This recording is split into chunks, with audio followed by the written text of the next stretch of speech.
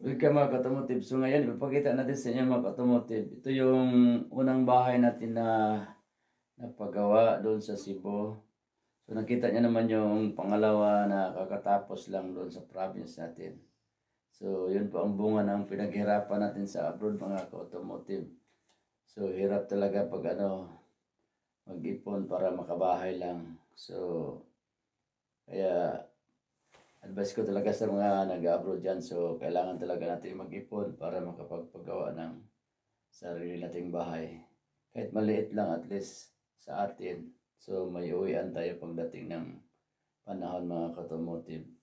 So, yun ang pinaka-importante talaga na magkaroon tayo ng sariling bahay. So, ngayon, mapakita natin sa inyo mga automotive. Ituturo ko kayo sa maliit na bahay ko na unang napagawa doon sa Cebu. Tara, let's go mga automotive. So, welcome mga automotive. Ito yung unang bahay natin, 2-story na napagawa. So, ito yung sa sala sa baba, yung living room. Yan, maliit lang siya kasi maliit lang po yung lot area. Kaya yung ginawa natin is pataas siya. So, ginawa natin 2-story. Yun. So, medyo may iba't ibang kulay po sa loob. But mahilig talaga ako mga automotive sa iba't ibang kulay. Kaya yon. So yung medyo light siya para attract siya tingnan. Yung ceiling fan. Yan. Tsaka ito yung niya, cabinet.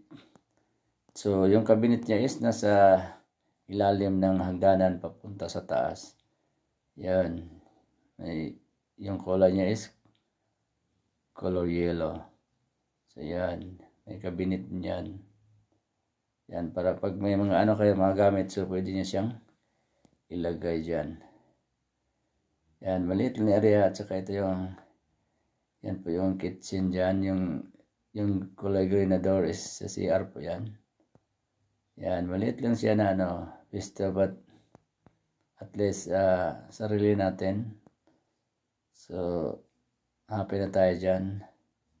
Yan, pinapakita lang natin sa inyo mga automotive. Yan ang ducting ng exhaust.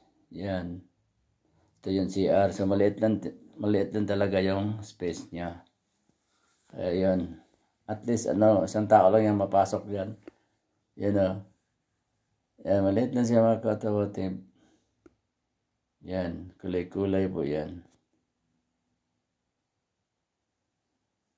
Yan si bawal niya. Yan. Tapos ito naman yung hagdanan, stairway, pataas. Yan, tingnan nyo naman yung hagdanan, kulay red din, may red. Yan, papuntang taas pa yan. At saka yung tiles niya is beige yung sa taas. Kulay beige. Yan, ito yung master bedroom. Yan. Yan ang AC niya. Yan, yung may terrace dyan. Yan, may mga cabinet sa loob ng master bedroom. Yan, simple lang siya mga automotive. Simpleng bahay lang po. At least may matirhan lang naman tayo. Yan, terrace po yan. Yan, buksan yan, terrace. May maliit na terrace sa taas, yan. Yan. At saka ito yung pangalawang room. Yan, medyo may blue din, kulay blue. Yan, may electric fan.